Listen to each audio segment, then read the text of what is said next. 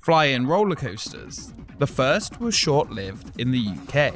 Next came the Vekoma Flying Dutchmans. Then the Zamperla Volare. It would be a brand new prototype though that would revolutionize the concept, and it would be at Alton Towers.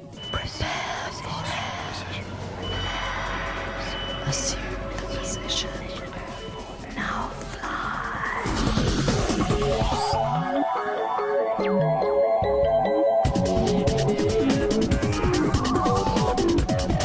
Air at Alton Towers. You can fly.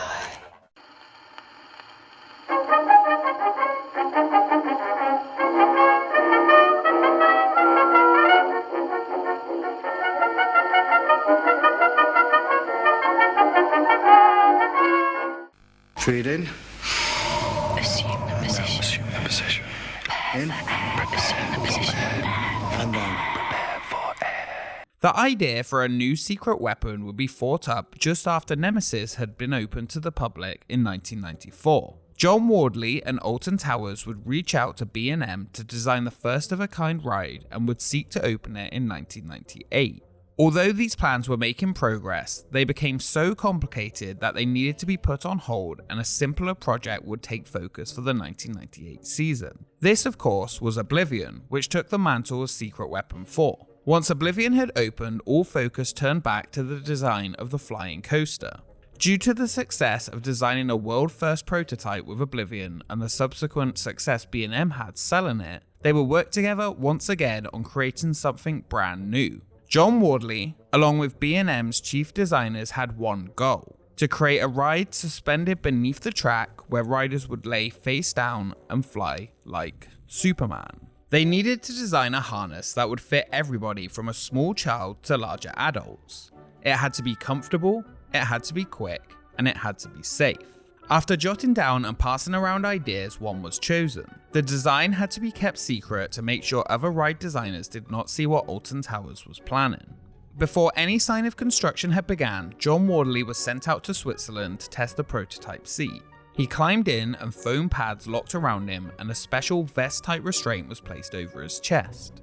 His ankles were restrained and the ride vehicle was manually cranked so that the whole mechanism tilted backwards. Around 3 feet above the floor, John was laying face down in a flying position, exactly what they had set out to design. There was a long way to go, but the prototype for what would be Secret Weapon 5 was well on its way.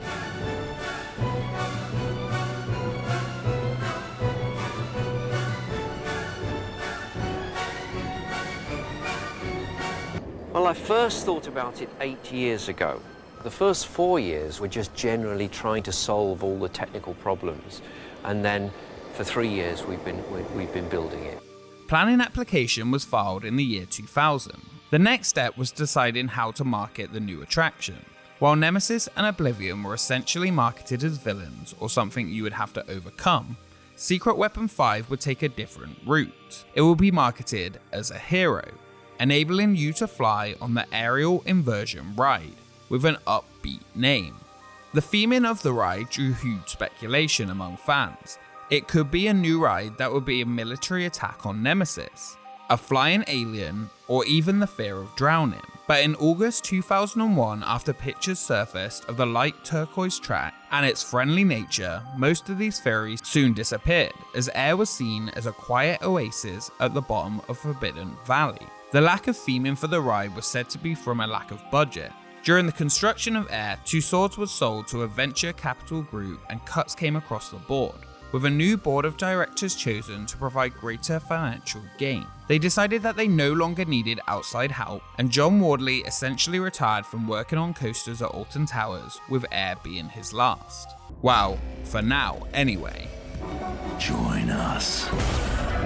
Even if Air had opened in 1998, it still would not have been the world's first flying coaster. That didn't stop Alton Towers trying to advertise it as that though. This title actually also surprisingly lies in England, roughly 45 miles away in Manchester. The first flying coaster opened in 1997 at the Granada Studios tour and was called Skytrack. This single-person flying coaster was plagued with issues, and if you want more information on the actual first one, take a look at that expedition.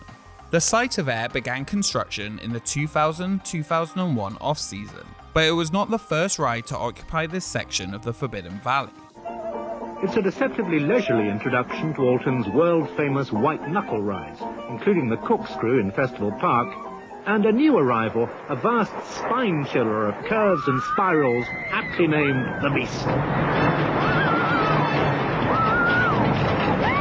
The Beast, a second-hand steel Anton Schwarzkopf Jetstar 3 coaster, which was advertised as the biggest coaster in the UK when it opened in 1988 in the Talbot Street section of the park, now known as Cloud Cuckoo Land, was later moved to Thunder Valley in 1992. In 1994, when Nemesis opened, Thunder Valley was renamed as Forbidden Valley, and the Beast was renamed to the New Beast during the same season. This 44 mph, 800 meter long ride would close in 1997 to make way for the land that Air would later occupy. John, it looks fantastic. It's your idea. What on earth made you think of it? Well, something everybody wants to do is to fly, and this is the first time in the world that you can fly like a bird. So, although it is a roller coaster, you know it's a roller coaster, I know it's a roller coaster. In fact, there's nothing beneath you, there's no car beneath you, you're just in a harness and you can fly like a bird through the sky. As is usual for a secret weapon, the designs were meant to be kept secret by the park, especially the trains. Word got out though that Alton Towers were building a flying coaster. During the planning application stage, the plans were discovered and published on the internet, which left fans concerned for a slightly bland looking ride track layout. Posters around the park in late 2001 asked theme park goers to prepare for Air, as the marketing campaign continued to ramp up for the opening of the ride the following season. Once the plans had leaked, a scale model of the ride appeared in the Towers trading shop, showing an accurate representation of the ride. However, the model had a corkscrew in place of the inline twist. This did not come to pass. An estimated £4.5 million was spent on Air's marketing campaign, advertising it as the first of its kind flying coaster. And it really did work. By December 2001, the coaster track was completed, which dashed any hope of having the corkscrew element. John Wardley announced in January of 2002 that the ride had completed its first full test cycle and the countdown to opening was now on. The £12 million ride was set to open on March 16, 2002, and was marketed as the first lying down experience on a ride, due to the innovative car design by B&M. It's called Air, and it's supposed to make you feel as if you're flying. Make me feel I can think of another word. Yes, we persuaded Suzanne Page to take to the sky. I can't believe I was agreeing to do this! Here we go! When riders would enter the dual station, which would allow riders to unload and load at the same time, they would board the ride vehicle as normal, similar to an inverted B&M. Riders would pull down on the restraints and notice that pads would lock in place around the rider's lower legs, keeping their feet free, and a chest pad would come down with the restraints. The comfy and secure ride vehicle was the first of its kind by B&M, and when all riders were ready, a voice would say the iconic words: "Prepare for air, assume the position, now fly." The car would then tilt, leaving the riders facing the ground with a sensation of flying and a small sense of dangling. I'm now extremely secure and, to be honest, very comfortable indeed. And it's a good job because in a minute I'm going to be taken about 30 metres in the air and then dropped down a great drop, tumbled over on my back, spun around as if I'm flying. And you really do feel as if you're about to fly. I don't need to hold on with my arms. Here we go, down the first drop, and you're like a bird. You're flying through the air. This is like no other roller coaster. Wow. Air featured a 1 minute and 40-second long ride time and would fly 28 riders per vehicle on 840 meters of track, featuring 2 inversions. One with the riders twisted onto their backs for a brief period of looking at the sky before a 360-degree inline twist towards the end. The ride would reach 47 miles per hour after the 20-meter drop from the lift hill and be capable of reaching 3.5 Gs with its close to the ground tight turns. The ride, when operating at full capacity, could push through 1,500 riders per hour thanks to its dual station system. So there you have it, Air, the world's first real flying roller coaster.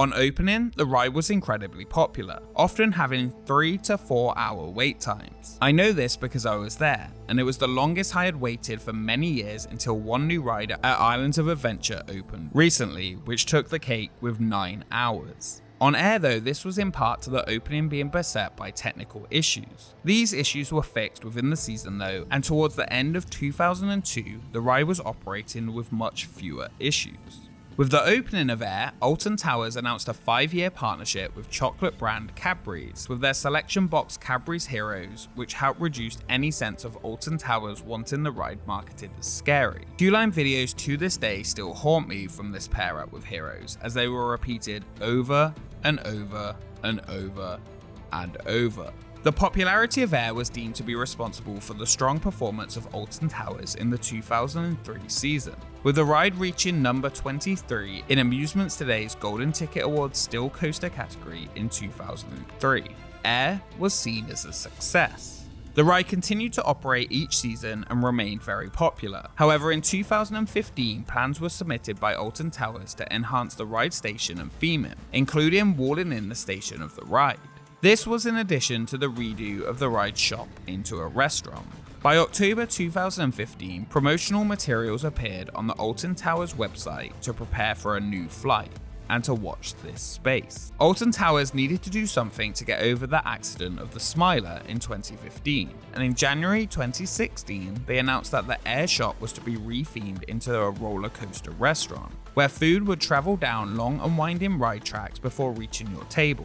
It was an interesting way to get theme park goers back into the park. To be the first to enter the cosmos, to engage single-handed in an unprecedented duel with nature, could one dream of anything more? So said Yuri Gagarin, the first human to journey to outer space. Now Alton Towers Resort plans to immerse thrill seekers in a soaring space adventure of their own, Galactica. Later that month, Alton Towers announced at an event at the London Science Museum that for the 2016 season, Air would be getting a retheme and a new name and would become Galactica, featuring virtual reality headsets simulating a ride through the cosmos. It was announced to be reopened on March 24, 2016, almost 14 years after Air first opened. Galactica is the world's first fully dedicated roller coaster to VR. It's the first time that you'll actually be able to experience the visuals, the sensation of flying through space. So VR, if you've not experienced it, completely takes over everything that you see and everything that you hear. If you turn your head to the left or the right, everything in your world turns to the left or the right. It's like you're actually there. You'll fly out through the launch bay, you'll go through the portal, and you'll be zoomed light years to the other side of the universe to destinations that you can only imagine. Each rider would have their own VR headset for the ride duration, but it would be optional if you wanted to use it. The world's first for the ride was that it was the first to be a ride with a fully dedicated VR edition. Sure, okay, Alton and those world firsts. Roller coasters are changing forever. Are you ready to experience interstellar space travel? Galactica, the universe's first roller coaster fully dedicated to virtual reality. Journey beyond a ride. Galactica. Book now at altontowers.com. Promotional materials were released detailing the new storyline of Galactica, even though Air didn't really have one in the first place. The year is 3019. Deep in Forbidden Valley, a pocket of cosmic energy has been discovered, a wormhole. After extensive testing, it is proven that this wormhole could be harnessed for travel to other dimensions. The Aerospace Operating Group, Galactica, developed pioneering launch portal technology. The wormhole can now take up to 28 civilian galactonauts at a time, further than they have ever imagined. Board the Air Wing 6000 craft, assume the position, and commence the launch sequence. 3, 2, 1, blast off. Build up enough momentum to blast through the plasma of the launch portal and enter new realms of galaxies. As you soar over the Earth, you'll spiral through the rugged vistas of Vega 10, glide through the cosmic clouds of Espin on a sensational journey like no other.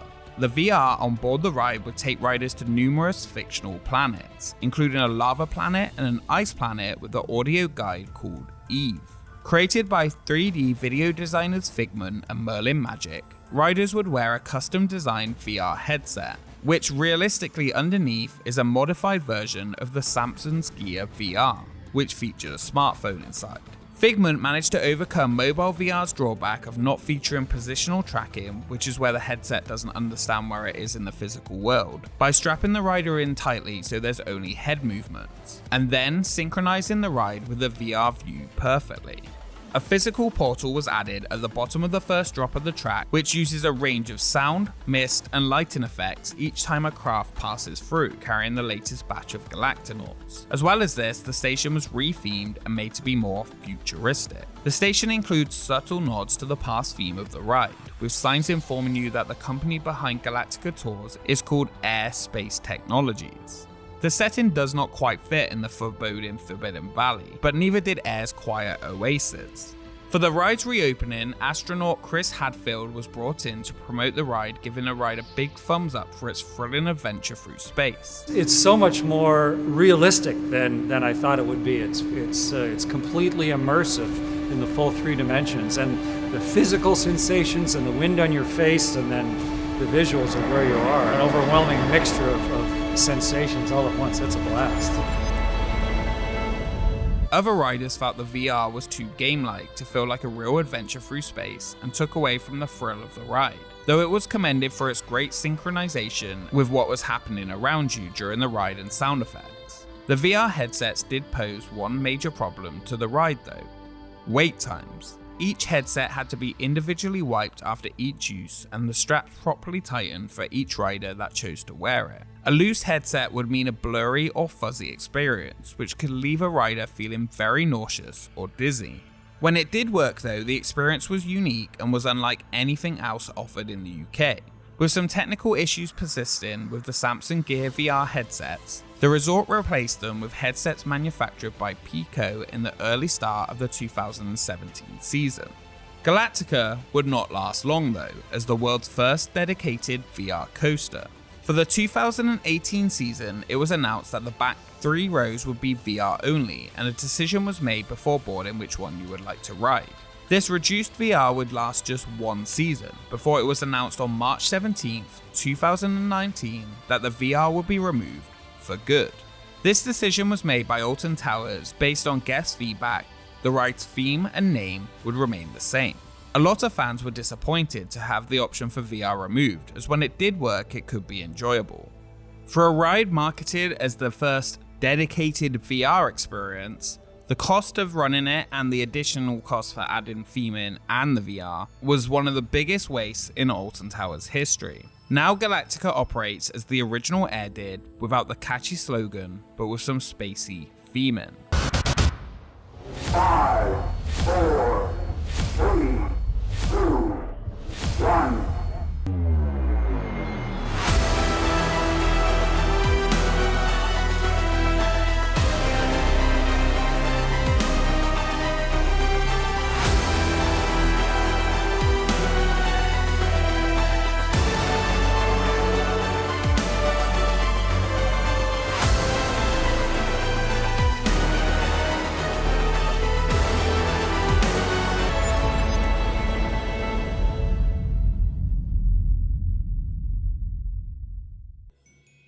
For me, the ride will always be known as Air, one of my first major coasters I ever loved that proved a unique sensation and was really relaxing. While the theming was kind of out of place, it was proof that Alton Towers didn't just have to use scary theming to make a coaster a success. The music of the original remains one of the best and most recognizable roller coaster soundtracks in the world. B&M and Alton Towers worked together to create the best version of the flying coaster that actually made you feel like you were flying. While less forceful than the Vekoma Dutchman and way less rough than the Volare versions, B&M would continue to evolve the design and build newer and bigger versions. Air will always be my favourite. While they may have got bigger, the original still holds a special place for many. There really is no other feeling than floating through the air. If only they had themed that tunnel though.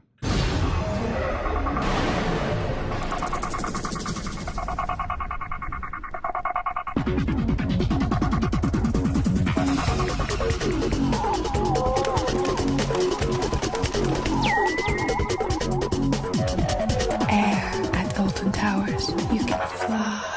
Thank you so much for watching this episode of Expedition Alton Towers. If you enjoyed this episode, be sure to subscribe for future expeditions. Which is your favourite flying roller coaster? Let me know your thoughts in the comments below. And a special thank you to our Patreons for supporting the channel. We will see you next time.